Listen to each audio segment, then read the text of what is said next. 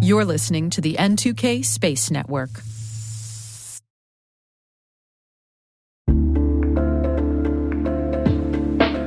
And now, a word from our sponsor, SpyCloud, the cybercrime analytics leader. SpyCloud disrupts cybercrime by telling you what criminals know about your business and your customers, so you can take action to prevent ransomware, session hijacking, account takeover, and online fraud.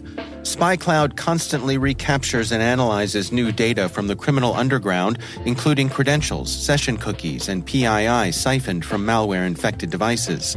With knowledge of the specific exposed data criminals have in hand from InfoStealer malware on managed and unmanaged devices, security teams can respond with a more efficient and effective process called post-infection remediation that fits seamlessly into existing incident response frameworks. Get SpyCloud's post-infection remediation guide outlining the 7 steps for preventing a malware infection from becoming a full-blown ransomware incident. Visit spycloud.com/cyberwire. That's spycloud.com/cyberwire. And we thank SpyCloud for sponsoring our show.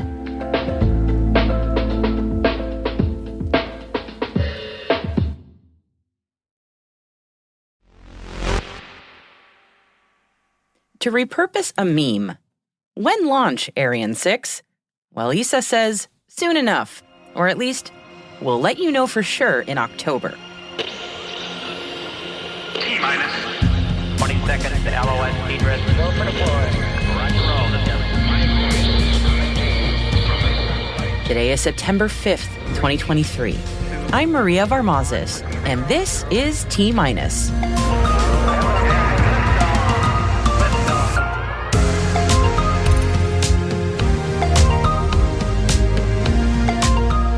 ESA delays decisions on Ariane 6 till October. Vikram and Pragyan say goodnight for now.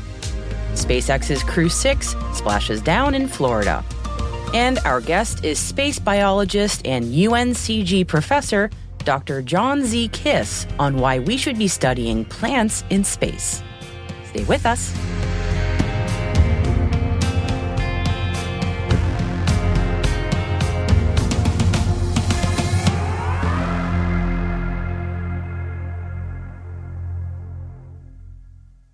Let's take a look at today's Intel briefing, shall we?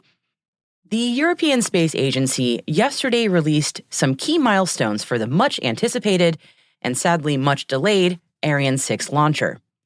Components of the Ariane 6 are currently undergoing various combined engine tests. Recently, ESA and Ariane Group completed an 11-minute upper-stage hot-firing test at DLR's Rocket Engine Test Center in Lampoldshausen in Germany on the 1st of September. And we should know soon the results of the next hot fire test of the main stage, which is happening in Kourou, French Guiana, sometime today. There are at least 2 more tests planned for the later part of the year. There's one coming up in early October and one at an unnamed date that will be later in 2023. Still, after completing that early October engine test, ESA says that they should be in a place to set a first launch date for the Ariane 6. In a press conference, ESA Director General Joseph Achbacher told Reuters that he anticipates that a flight test should be not too late in 2024, though it's unlikely to be in the first half of the year. And 6 months after that test occurs, we should see the first commercial mission on the Ariane 6 underway. In the meantime, we wish Ariane Group and ESA all the best as testing continues. And staying in Europe, and researchers at Bangor University say they've developed an energy source which could allow astronauts to live on the moon for long periods of time. Scientists at the Welsh University have designed nuclear fuel cells which are as small as the size of poppy seeds to produce the energy needed to sustain life there. The Bangor team works with partners such as Rolls-Royce, the UK Space Agency, NASA, and the Los Alamos National Laboratory on fuel research. The team hopes to fully test the nuclear fuel over the next few months. And speaking of the moon, we're saying goodnight to Vikram and Pragyan, at least for now. The Indian Space Research Organization announced on the platform, formerly known as Twitter, that their lunar lander and rover are now in sleep mode. ISRO says that the vehicles have completed their experiments on the lunar surface for now, and will be awakened at the start of the next lunar day, which begins on September 22nd. Mumbai-based startup company Manastu Space has raised $3 million in a pre-seed Series A funding round. The company says it plans to use the capital for the development and deployment of its green propulsion and debris collision avoidance system. The company has already secured several contracts, including one with Indian Defense and a partnership with French startup Latitude. After making a spectacular plasma streak across the Florida skies, SpaceX Crew 6 splashed down over the weekend, returning 4 astronauts from the ISS, including the UAE's Sultan Al Nayati. The Emirati completed 6 months on board the space station, marking the longest mission by an astronaut from the United Arab Emirates and completing the first spacewalk by an Arab astronaut. UAE President Sheikh Mohammed took to the platform, again formerly known as Twitter, to say this: "Sultan Al Nayati, the people of the UAE are immensely proud of you and the entire team for achieving major advances in space exploration. You carried the dreams of a nation to new frontiers, and we celebrate your pioneering journey and a safe return." The UAE's investment in the space sector has nearly reached $6 billion. Japan's government has committed 10 billion yen to the country's space agency in fiscal 2024 as a fund for companies and universities engaged in space development. JAXA plans to allocate the funding to entities that develop technologies like satellites, rockets, and advanced technologies for lunar exploration. Japan says the funding will be similar to the grants provided by NASA to U.S.-based companies for the development of space technology. SpaceX successfully launched 13 Space Development Agency satellites over the weekend, and communications have already been established with many of the vehicles. The spacecraft were delivered in orbit for the Tranche 0 Transport Program, part of the Space Development Agency's Proliferated Warfighter Space Architecture. Firefly Aerospace has signed a multi-launch agreement with L3 Technologies for 3 dedicated launches on Firefly's Alpha vehicle in 2026. The companies did not announce the contractual amount for the services. The missions will lift off from Firefly's SLC-2 launch site at Vandenberg Space Force Base. Now, the satellites haven't even launched yet, but the partnerships keep rolling in for Amazon's Project Kuiper. The latest deal announcement comes with Vodafone. The telecommunications company plans to work with Amazon's low Earth orbit constellation to increase the reach of its 4G and 5G networks across Europe and Africa. Vodafone and Amazon plan to roll out Project Kuiper's high-speed broadband services to underserved communities around the world. British company Vodafone is also working with AST Space Mobile to develop a space-based mobile network that would connect directly with standard mobile phones without the need for specialized equipment. Australia-based Fleet Space is partnering with Thor Energy to use space-based technology to develop more precise and efficient mineral drilling campaigns. This collaboration will drive surveys using Exosphere by Fleet technology, initially over the northern part of the Alford East Copper REE project in South Australia. This low-impact exploration technique harnesses natural environmental vibrations to analyze the Earth's composition at significant depths. The partnership will also see Fleet Space Technologies taking an equity stake in Thor Energy, signifying both parties' long-term commitment to the project.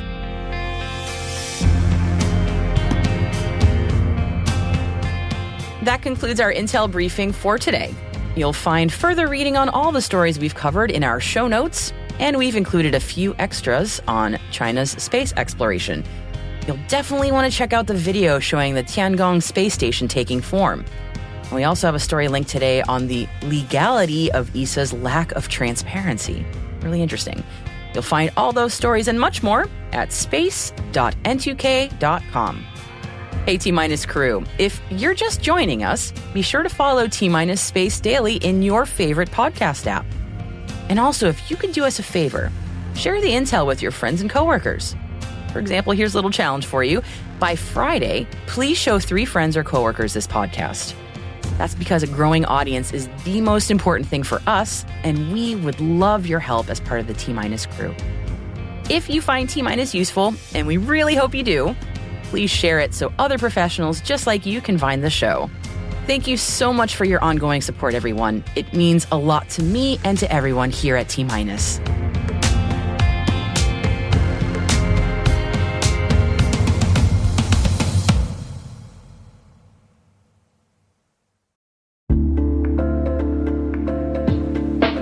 And now a word from our sponsor, 6 Sense.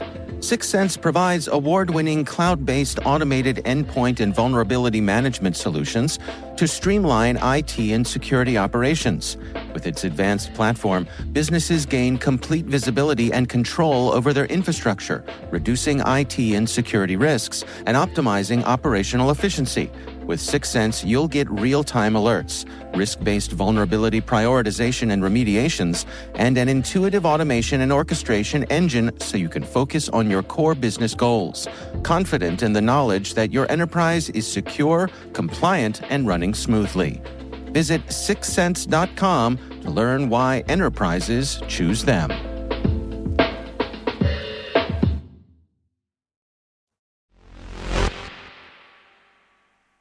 Our guest is Dr. John Z. Kiss, an esteemed space biologist and professor at UNCG who studies plants in space. Our producer, Alice Carruth, started off by asking Dr. Kiss about his recent studies.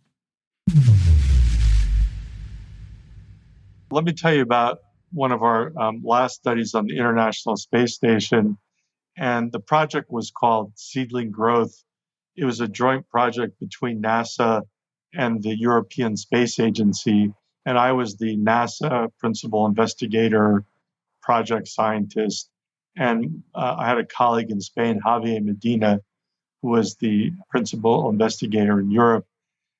And what we looked at was actually the growth of plants in reduced or fractional gravity. So what we know a lot about is we know a lot about plants in microgravity, like in orbiting spacecraft. We know very little about plants in fractional gravity. And what do I mean by this? Well, if we look at the moon, the gravity level relative to Earth is 1/6. So if we say Earth is 1g, the moon is 1/6g, 1/6, and the gravity level on Mars is higher. It's 3/8g. And we have opportunities on the International Space Station to study this. Is we could do experiments in microgravity, and we use the centrifuge to create gravity, and we replicate the Moon-Mars levels.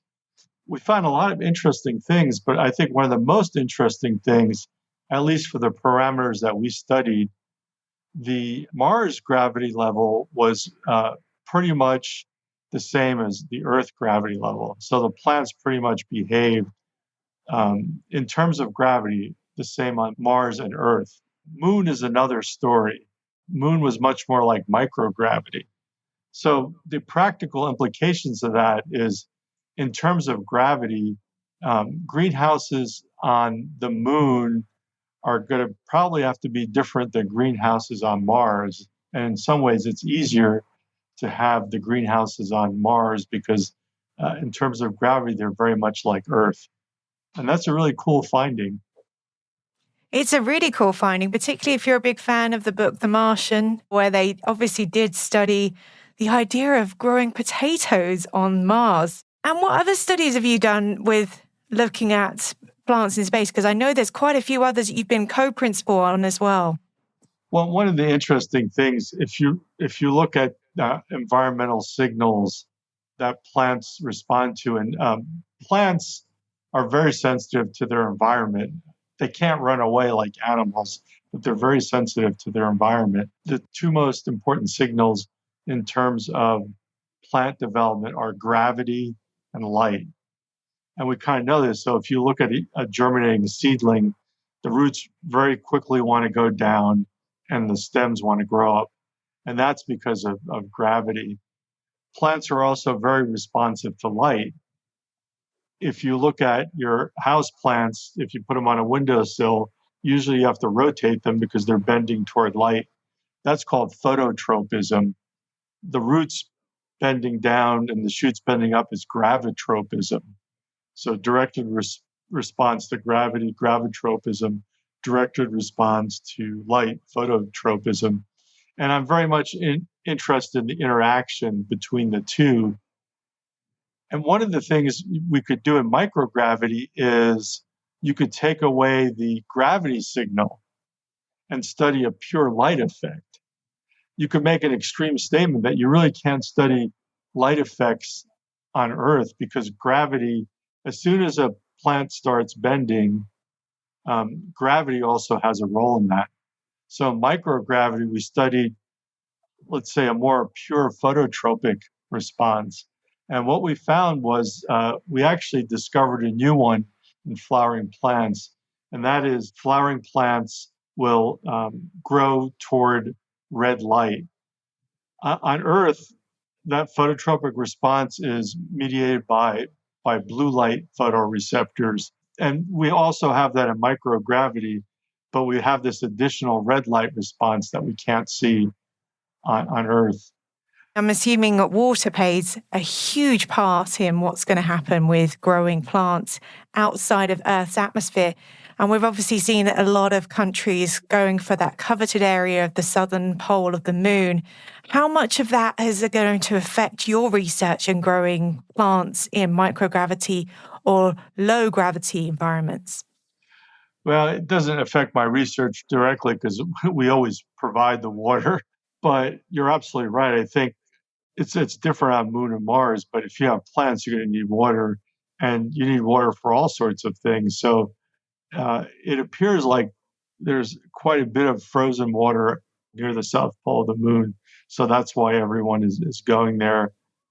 Now, Mars is a different story. There is some evidence of water and some craters there also with water, but we know less about it. So that's going to be important for future missions because otherwise you have to bring all the water with you, which would be a huge weight.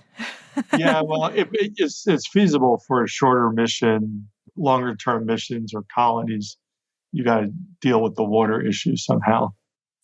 So you mentioned earlier, and I'm going to go back to it, that you've worked a lot with NASA. In fact, there is, I believe, an asteroid named after you. Yeah. Can you tell us that story, how that came about? Yeah, it sounds really science fiction. The asteroid kiss. I kind of like that.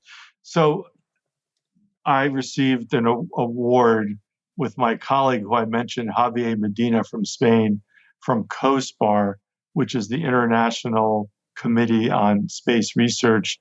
And the medal is for promoting international cooperation in space research. It was Javier and I, so we had the US and Spain, but we also had people from France, Germany, Netherlands, Norway. So I was really honored to receive the medal.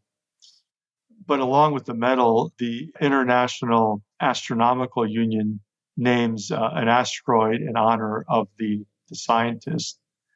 So I got our astronomy department actually got some photos of it for me because you really need a pretty strong, powerful telescope to see it. But it was a real honor. At first, we thought it was going to be asteroid either Kiss Medina or Medina Kiss, and we'd have to have a big fight. But they gave us both an asteroid. They were very kind. That is quite the honor. And what an crazy thing to be able to say. There's an asteroid flying around out there that's named after me. So what's coming up for you? What are you working on at the moment in terms of your research? Well, I'm working on a couple of projects. They all seem to be related to the moon. I've been working with a team of scientists and engineers at NASA and some other private entities to develop a small lunar greenhouse. Maybe greenhouse is a misnomer, but I've grown plants in the International Space Station. I'd like to grow them on the moon. The big issue with growing plants on Moon and Mars, I mean, there are a lot of issues. We've alluded to some, gravity, water, but it's radiation.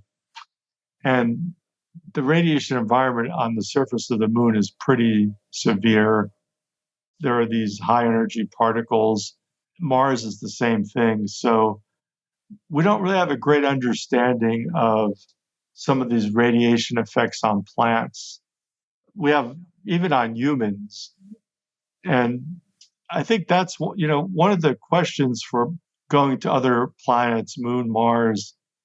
A lot of people talk about the spacecraft, and that's an issue. Particularly, let's talk about Mars. So you need a big rocket ship. And Elon Musk, whose SpaceX company we've used, I admired, he says, yeah, we could go to Mars. And they focus on the big rocket, which is no small engineering feat. But the real problems deal with biology, because if you go to Mars and, the humans are like jellyfish because of all the radiation also in deep space, and they just can't function on there, it's going to be a problem.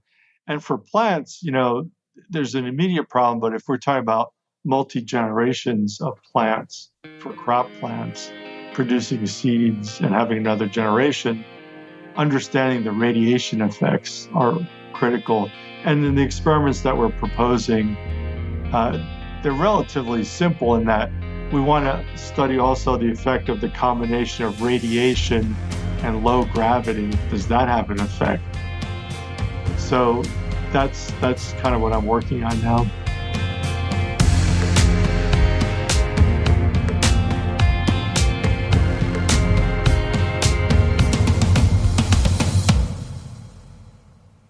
We'll be right back.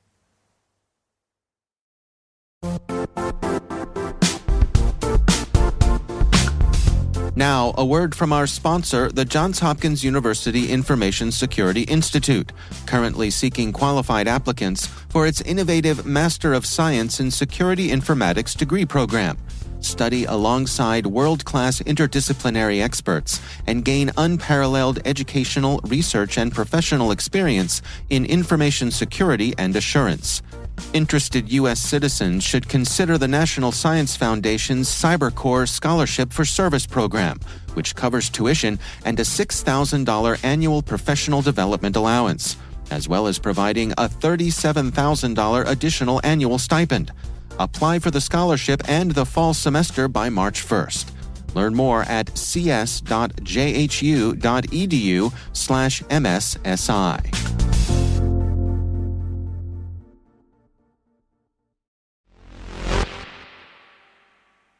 Welcome back. As part of the Trailblazer program within the Moon to Mars initiative, the Australian Space Agency is partnering with NASA and Australian commercial space organizations to land their own rover on the Moon. The goal is for this to happen as early as 2026 as part of a future Artemis mission. And once the lander's on lunar ground, it'll collect regolith in the hopes of one day helping extract oxygen from it in aid of human settlement on the Moon one day.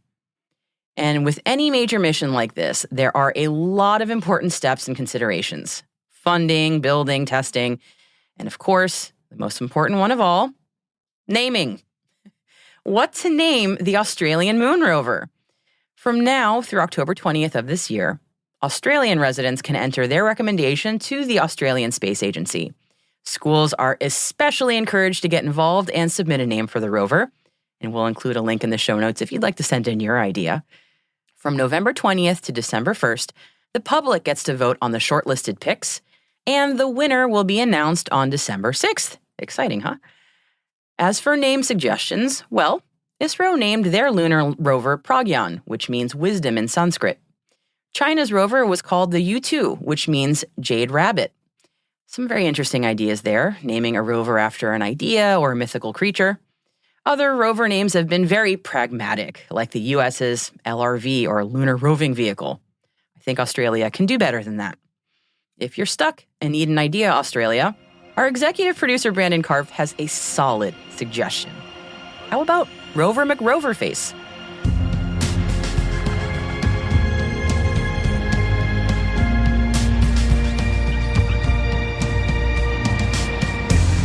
That's it for T-Minus for September 5th, 2023. For additional resources from today's report, check out our show notes at space.n2k.com. We're privileged that N2K and podcasts like T-Minus are part of the daily routine of many of the most influential leaders and operators in the public and private sector, from the Fortune 500 to many of the world's preeminent intelligence and law enforcement agencies. This episode was produced by Alice Carruth, mixing by Elliot Peltzman and Trey Hester, with original music and sound design by Elliot Peltzman. Our executive producer is Brandon Karp. Our chief intelligence officer is Eric Tillman. And I'm Maria Varmazes. Thanks for listening. We'll see you tomorrow.